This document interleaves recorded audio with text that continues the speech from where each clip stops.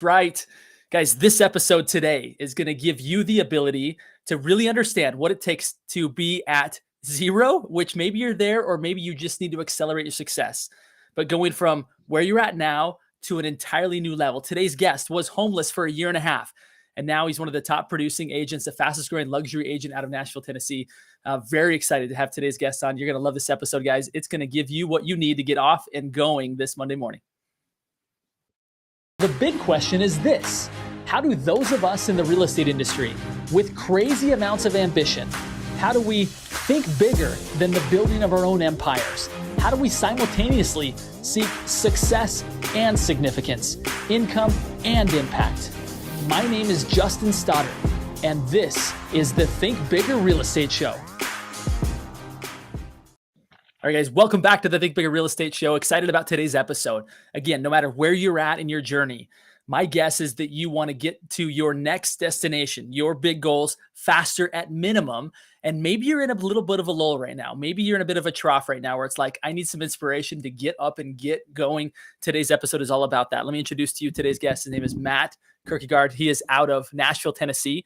And Matt now owns Movement Property Group, which is the fastest growing luxury group out of Nashville.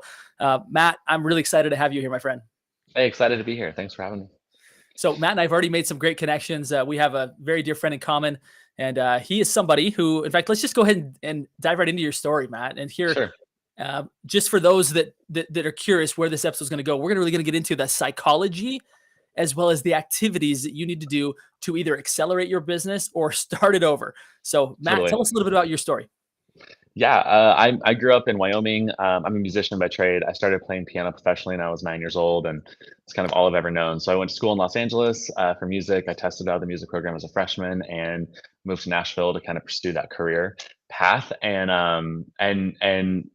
really was one of the probably lucky few in Nashville. I mean, everyone in Nashville is a musician, but I ended up kind of getting a good start and on my way to making it. Met a girl, got married, which is how most of these stories start. And then we had kind of a massive financial crisis hit us. By no fault of our own, another family member ended up kind of making some unethical choices and left us homeless for a year and a half. And so we kind of lost everything and had to start over. And I was doing okay doing, making okay money doing music, but not quite enough to recover that kind of loss. So a buddy of mine pitched this idea of real estate. I did my 90 hours of coursework in 5 days and got my license. And within 6 months, I was on the top 10 agents in the highest volume office in the state. And so then real estate kind of became this incredible means of provision and recovery for us. And as I've continued to grow, it's helped us do several different things, and ultimately ended up starting a company so that I could leverage myself back into music as well and kind of have both and, which is great. What a beautiful story. I think anybody that has been on the outside of real estate looking in, they've heard of the rags to riches stories, right? They've Sure. heard of the fact that real estate can really be something that transforms not just their family situation, but for generations to come. And while many see that and want in, I would say much fewer people actually get in and make it happen, right? Sure. And so I'm excited to get into your story today because I do believe that there are people listening here today, again, who either just need some acceleration, right? This maybe changing, shifting market has felt a little bit like somebody came in and unethically stole their money, right? Kind of similar to what you guys Right. experienced. Kind of a very direct metaphor there. Or they're at a spot where it's like, look, I've only got, about a month left and I got to go do something else. And this dream of having real estate transform me and my family and future generations situation is on the brink, right? So wherever you're at in that journey, we're very excited to tap into kind of your story, Matt. So let's dive into kind of the psychology, right? I think at any time in our lives, in fact, I was listening to this morning. I have a habit of doing some spiritual study first thing in the morning. Mm-hmm. And there was a gentleman who was giving a sermon, and he was talking about how he was kind of complaining to his mom when he was younger about it's hard. And she said, "Oh, Hal, it's supposed to be hard." Like just this cheerful voice, like, "Honey, of course it's supposed to be hard. Like, this is a test. Like, it's okay. This is good." So talk to us a little bit about kind of what you've discovered about being in the trough and what to do mentally to maybe not stay there for long. I mean, I think that the reality is that you have to, sometimes when something has to work, it works, right? If you don't have an option but to make it work, you'll make it work. And I think that ends up being a big part of my success story, is the fact that you kind of end in that place where I just really don't have any other options. And I think that's the story of a lot of folks that have made it to the top. They found themselves in some place where they don't have any other options. If you have any other options, you likely will take those other options. I had I'll digress into a story. I have a music business professor in college in Los Angeles, and he came into a freshman 101 commercial music class, required to be a music major. Long story short, 68 kids in the class. He comes in, sets his briefcase down, and says, "How many of you guys have a plan B?" And of course, I'm thinking, oh, here's the lecture on why I need a plan B, because music's so unstable and you've got to have a second option. And I have a vendetta against plan Bs, so I did not have a plan B, and I did not raise my hand.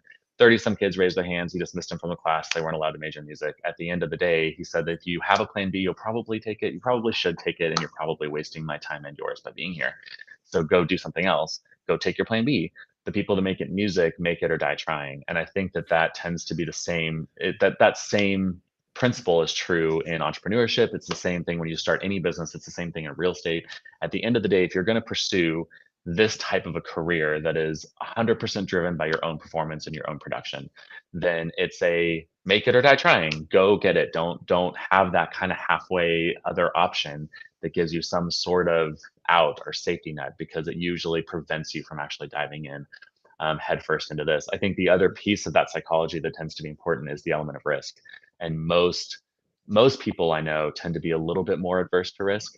I love risk. I think risk is the beginning of most great stories. You look at any stories historically or contemporary history, you're going to find this an insurmountable amount of risk that the protagonist took on and overcame to get to where they come. Those are the stories that last. And so if you're in control of your own story and you take that big amount of risk, you can oftentimes find yourself landing where you want to land, but it takes that risk to get there. And the worst case scenario is you fail, and failure is not a bad thing. Failure is a learning experience. It's a stepping stone. It's, hey, that didn't work. Let me try something else again. So even the worst case scenario isn't really that bad at the end of the day. It just means you start over and you get to continue to learn and grow.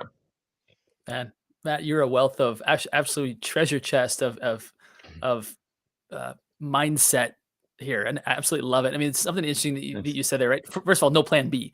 Right, as soon as you give yourself No a plan B. faster, easier route, like you're going to take that. Absolutely love that. For sure. Everybody needs to realize, like, and my question to you is, like, where are you going to go? Let's say you leave this industry. Like, is it really better? I've had this conversation with my clients who I work closely with, and we talk about accountability and actually reporting numbers. I said, guys, you can either do this for yourself or go work for somebody else, and they're going to make you do this, but you're going to be building their wealth. So, like, it's not better. It's want? safer. It's safer. It's safer. It's more stable. I find people who start out as agents are talking about the stability of it, this constant paycheck or whatever. And so they find themselves in another job that provides them that. The problem is that the end of that road is the same as the beginning of that road. Whereas with a job like this or an entrepreneur lifestyle, the end of that story is wildly different than the beginning of that story. You have to be willing to be in the beginning of that story without that stability and that safety net to get there, I think.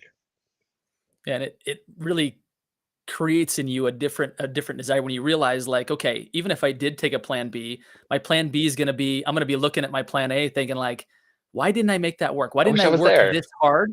Yeah. Like, why didn't I Absolutely. put this much effort into my business that I have to now to my job? Like Absolutely. there's going to be regret there. Like, move past that, get Absolutely. into action. Well, I think I Love want it, to I man. want to qualify something, because I said, I've been a musician my whole life, and I have this conversation probably more often than not with musicians, even more so than I do with real estate agents. Um, and so I think a lot of people, shoot back at me and say, "But isn't real estate your plan B?" And I consistently say, talk to any of my leadership, any of the owners of my company, anybody that I've worked with in real estate. The very first thing out of my mouth is, "I'm a musician." And I'm doing music. Like, that's what I'm doing with my life. Real estate becomes this other thing that I can do. And I think that the key to being any of that is you're an entrepreneur. So you can have lots of things, but you have to know what that goal is and what that end goal is, and continue to run towards that end goal no matter what other things come into play. And so while real estate has been wildly successful for me, and which is, I'm blessed and super excited and grateful to be here, my goal is still, I've always had the goal of continuing to pursue my music and be in a music position, as the end goal. And that's allowed me to really frame the way I build my real estate to ultimately feed that end goal, rather than to get lost in the hustle of just a career agent, which has not been my goal. So your real estate is really the funding mechanism to your passion. And I think that's where a lot of people can really wake up to Mhm. say, like, even if, like, listing and selling homes may not be like my life's work, getting involved in real estate can be an incredible funding mechanism, both for investments to create passive income, so you go do what you want, and or like you're doing, right, where your real passion is music, and this gives you the ability Yep. to earn at a very high level while at the same time pursuing your passion. So all kinds of stuff there. Absolutely. Something else, that you said, Matt, I think it's really interesting. You said where you're in a business that's in 100% up to your own performance, right? Kind of based on your performance. Yep. I think that's a really Yep. important note for everybody to make, is that ultimately when you take that type of mentality and say, no, it's not the rates, it's not inventory, it's not how many other agents there 100%. are, it's you and your performance, and what you get up and do will directly impact the performance and the results that you have. When you actually take on the responsibility that I am where I am because I made decisions to get here, whether good or bad, you now empower yourself to make different decisions to get yourself to a different place where maybe you want to be more. Absolutely. Yeah, Um, I think the interesting thing about real estate being that is that it doesn't matter what the market is, it doesn't matter what rates are doing, it doesn't matter where anything's at. People have to buy and sell houses, people have to rent houses, people have to move. Like that, the source of business there is never, ever, ever going away. So no matter yeah.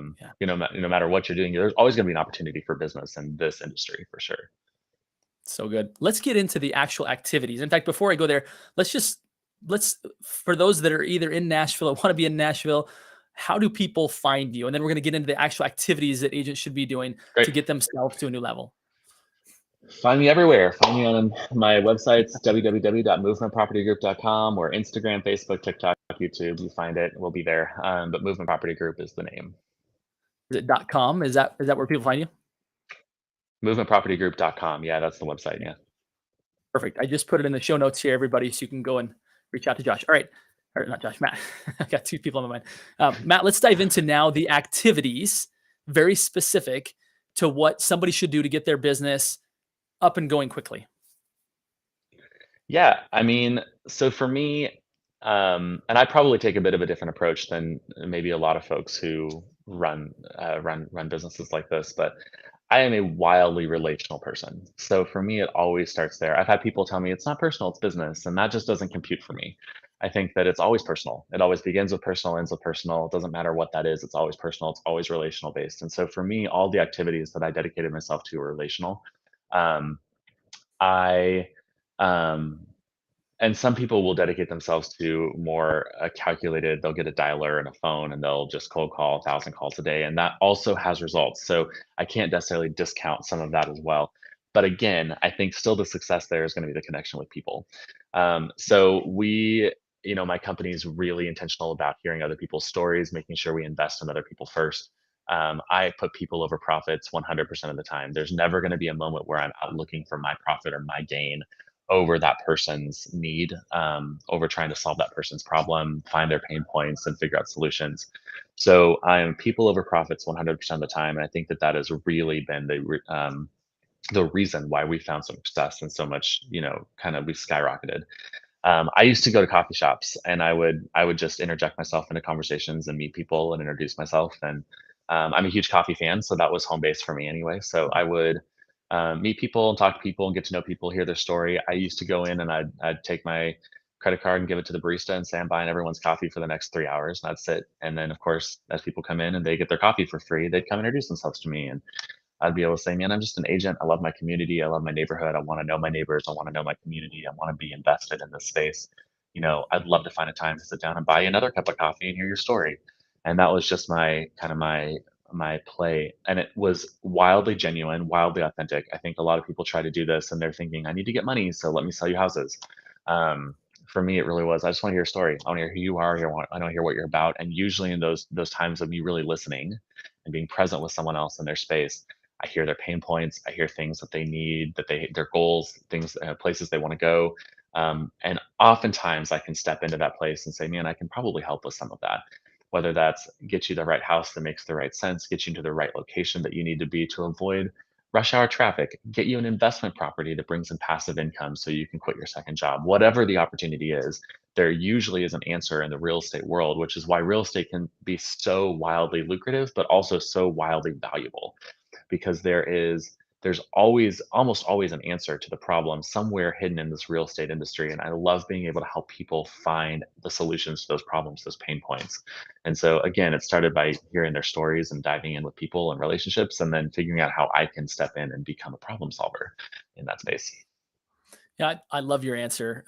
Similarly, very relational. I've authored a book called The Upstream Model, and the concept is how to really bring value to the right relationships that can open doors to lots of Yep. referrals. And what I hear you saying is when you lead with value, find the right people you want to connect with, and lead with value, right? Not with, "Hey, can I Yep. help you buy, sell, or invest in real estate?" Which is an ask, No, right? never. But Yeah. simply like asking, "Tell me your story." I love that because all of Yeah. a sudden, I Yeah. think those of us that got into the industry because we love people, we love serving, we love helping, we love lifting other people, that feels really genuine Right. and authentic to us. I think many of the breakdowns that Right. happen with lead generation is because people are going about it in a way that's not authentic to them, and it feels like they're taking Mhm. as opposed to giving. And so they don't Yep. do it because it's having to really force Right. themselves every day to go have these uncomfortable conversations.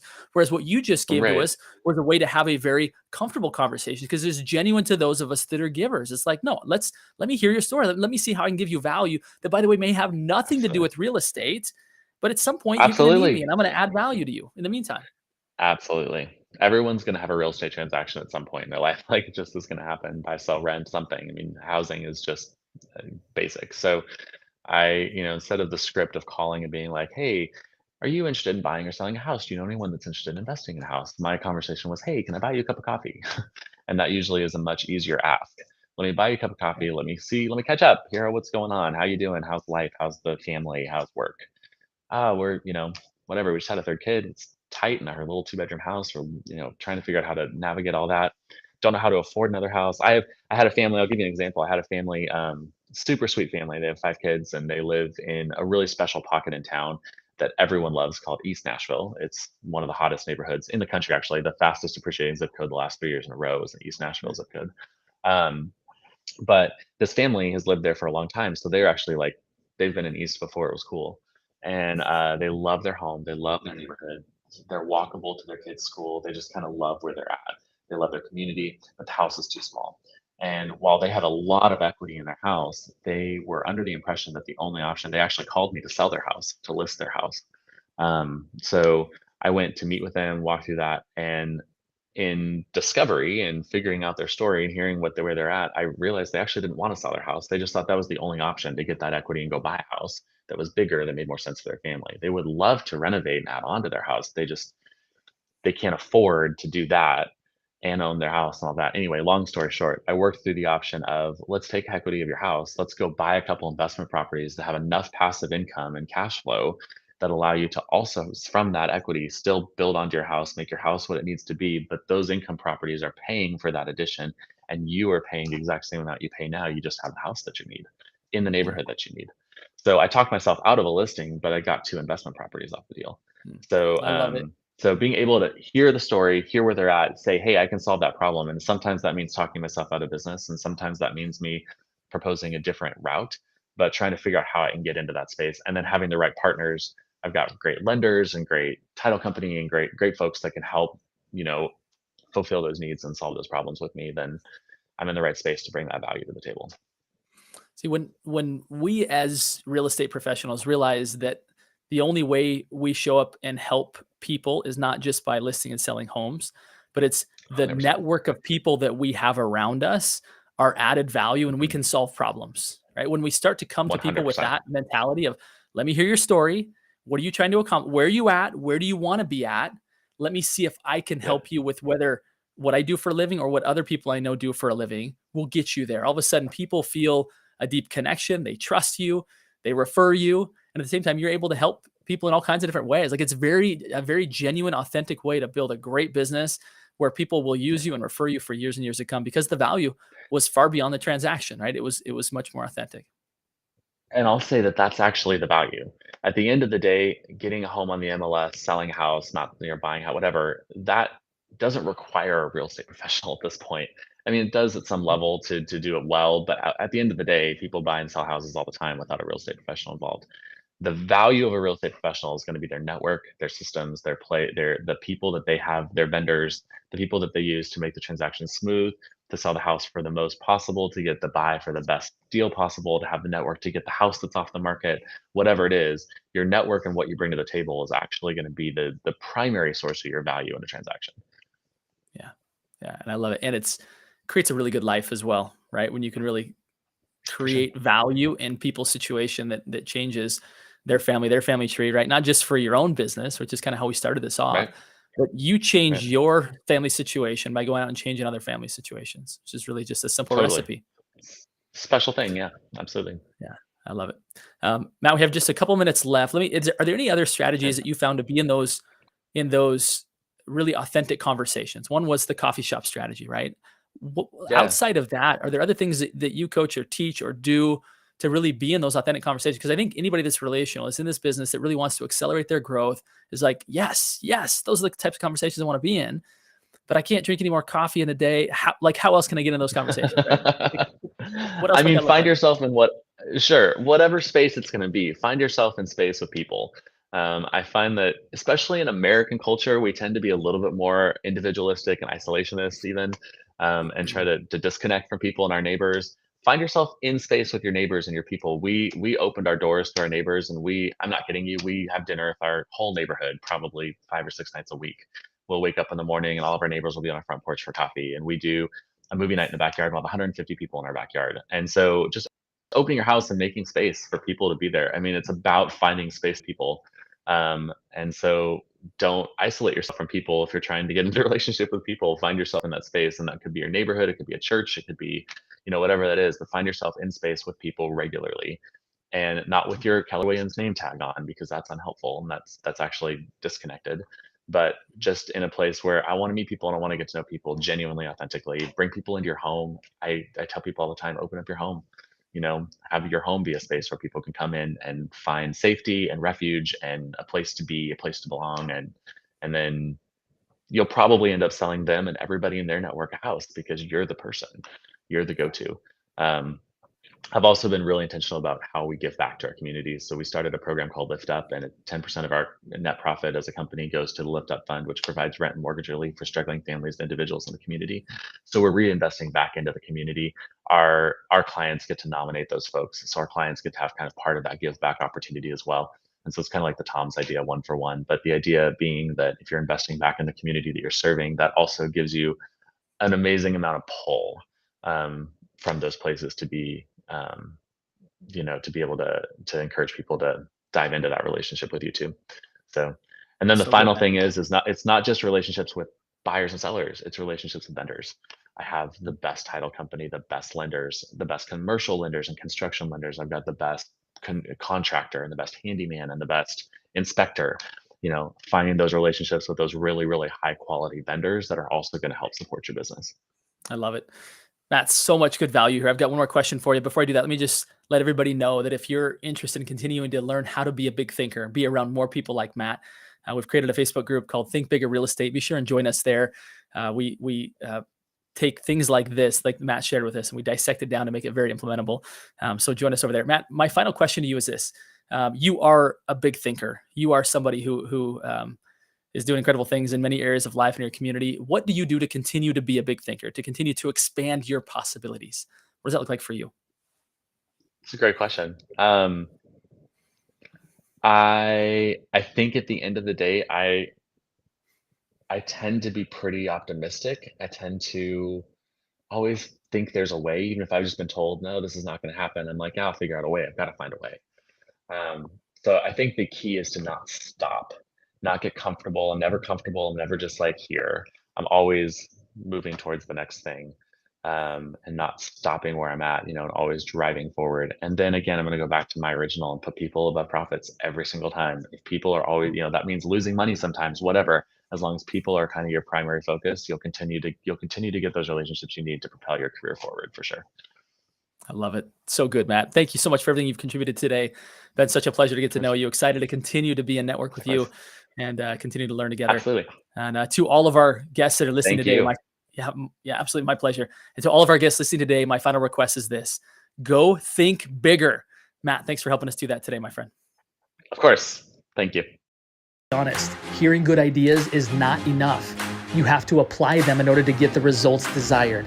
If you found value in today's episode, then you're really going to love the community of big thinkers and high achievers that we are building in order to help you to apply the principles taught today.